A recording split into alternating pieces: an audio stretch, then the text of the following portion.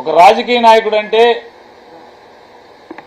ఎన్నికల్లో ఓటు అడిగేప్పుడు ఒక మాట చెప్తే ఆ మాట నమ్మి ఓటేసిన ప్రజలు మోసపోకూడదు. రాజకీయ నాయకుడు, నికార్సైన రాజకీయ నాయకుడు అంటే ఇచ్చినటువంటి మాట ఎన్నికలైన తర్వాత, అధికారం పొందిన తర్వాత నమ్ముకున్నటువంటి ప్రజల్ని మోసం చేయకూడదు అనేటువంటి బలమైనటువంటి సిద్ధాంతం మీద, బలమైనటువంటి మాట మీద ఈరోజు జగన్మోహన్ రెడ్డి గారు మనందరికీ కూడా తన మాటలను చెప్పడం జరిగింది.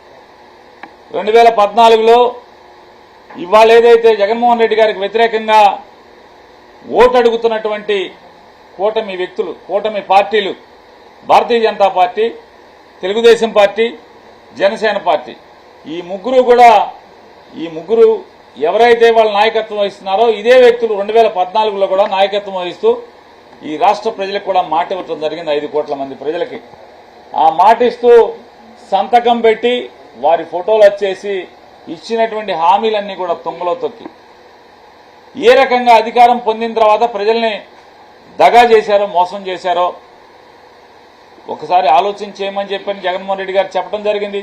అలాగే 2019 సంవత్సరంలో జగన్మోహన్ రెడ్డి గారు ఇచ్చినటువంటి మేనిఫెస్టో ఏ రకంగా 99% అమలు చేయగలిగాడు అంటే ప్రజల్లో ఒక నమ్మకాన్ని కలగజేసుకున్నాడు.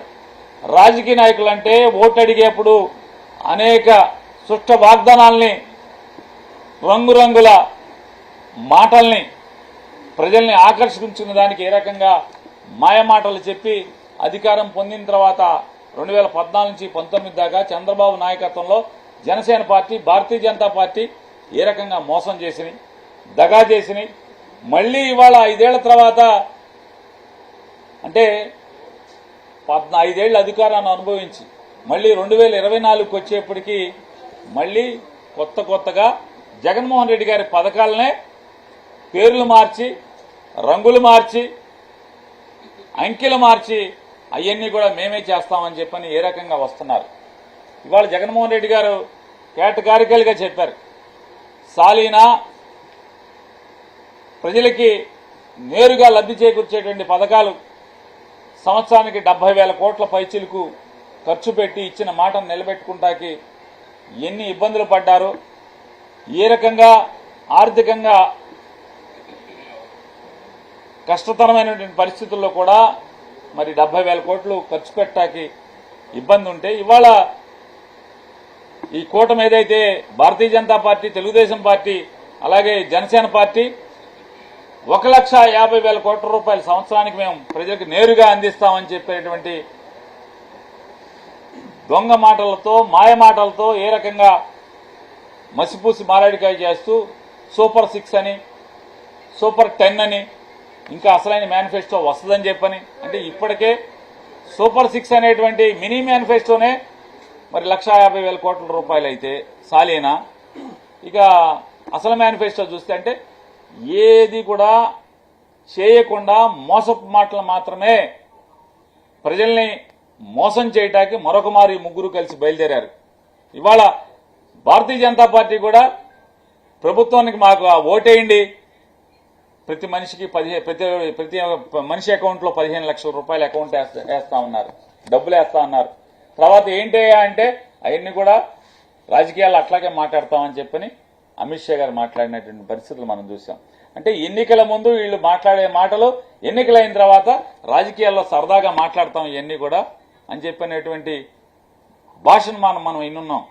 అలాగే చంద్రబాబు నాయుడు గారు కూడా రైతులకు ఇచ్చినటువంటి హామీల్ని ఏ రకంగా మోసం చేసి అడిగితే రైతులకు వచ్చేసాయా, ఎవడన్నా అన్ని అప్పులు తీరుస్తాడా, ఎవడా ఈ మాటలు మాట్లాడేది, ఇంకెంత తీరుస్తారా అప్పులు అంటే 84,000 కోట్ల 85,000 కోట్ల రూపాయలు ఉన్నటువంటి రైతులకు మొత్తానికి ఎన్నికల ముందేమో మీ బేషరతుగా రైతులందరూ రుణాలని మాఫీ చేస్తాం, రైతులు వాళ్ళ ఇంటి ఆడపడుచులు లేదా ఇంట్లో కూతుర్లు నగలైన వ్యవసాయ అవసరాల కోసం తాకట్టు పెట్టుకుంటే ప్రతి నగని కూడా మీ ఇంటికి తీసుకొచ్చి ఇస్తామని చెప్పినటువంటి ఈ చంద్రబాబు నాయుడు గారు, భారతీయ జనతా పార్టీ, జనసేన పార్టీ ఎన్నికలైన తర్వాత 15,000 కోట్ల రూపాయలు ముక్కలుగా వేసి చేతులు కడుక్కున్నటువంటి పరిస్థితి. ఇంకా దబాయింపు. ఎవడా అత్యాశ పడతారా మీరు? రైతులకు అత్యాశ ఎక్కువ, మొత్తం రుణాలన్నీ మాఫీ చేస్తారా అని చెప్పినటువంటి ఎంత మోసపు మాటలు మనం చూసాం. అలాగే డ్వాక్రా అక్క చెల్లెళ్ళందరికీ కూడా 14,000 కోట్ల రూపాయలు సంపూర్ణంగా బేషరతుగా రుణమాఫీ చేస్తాం డ్వాక్రా అక్క చెల్లెళ్ళకి అని చెప్పారు. చివరికి ఏం చేశారు? పసుపు కుంకుమ పేరుతో 6 ముక్కలుగా ఏ రకంగా మొహం మీద కొట్టారో మనం చూసాం. చంద్రబాబు నాయుడు పుణ్యమాని చంద్రబాబు నాయుడు నమ్మినటువంటి డ్వాక్రా అక్క చెల్లెళ్ళు ఎంతమంది డ్వాక్రా గ్రూపులన్నీ కూడా డిఫెక్ట్ అయిపోయినాయి, దివాళా తీసినాయి, పొదుపు సంఘాలు నాశనం అయిపోయినాయో మనం కళ్ళతో మనం చూసాం. ఇవాళ జగన్మోహన్ రెడ్డి గారి ప్రభుత్వం వచ్చిన తర్వాత ఏ రకంగా చెప్పిన ప్రతి మాట 25,000 పైచీలకు కోట్ల రూపాయలని వారికి రుణమాఫీ కింద 4 దఫాలుగా చెల్లించిన పరిస్థితి. ఇవాళ ప్రతిదీ ఏది చూసుకున్నా జగన్మోహన్ రెడ్డి గారంటే, ఇవాళ వైఎస్ జగన్మోహన్ రెడ్డి గారంటే 5 పదుల వయసున్న 5 అడుగుల 10 అంగుళాలు ఉన్నటువంటి ఒక తిరిగాడేటువంటి నమ్మకం, నడిచే నమ్మకం జగన్మోహన్ రెడ్డి గారు.